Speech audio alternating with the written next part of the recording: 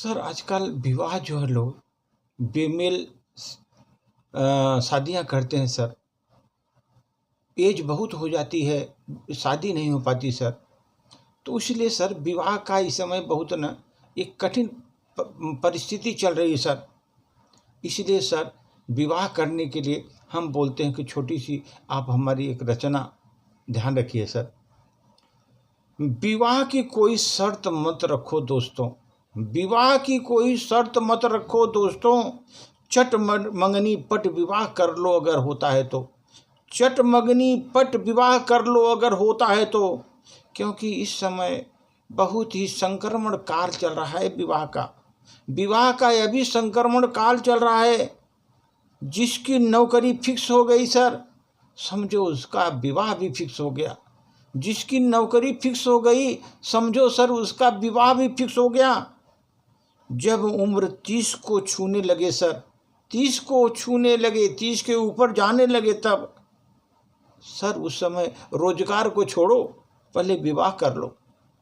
अगर आपका उम्र 30 के ऊपर जा रही है सर, तो आप नौकरी को, रोजगार को छोड़ो, पहले विवाह कर लो।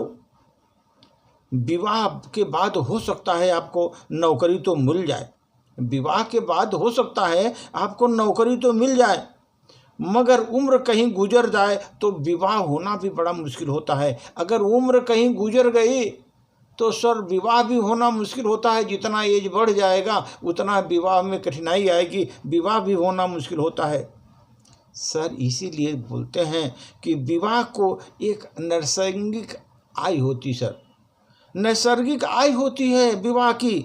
जैसे पहले गवर्नमेंट ने बनाया सर कि लड़की का 18 और लड़का का 21 साल में शादी होना चाहिए सर, तो एक उस समय, लेकिन आज भी कोई सर 24 वर्ष में भी विवाह कर रहा है।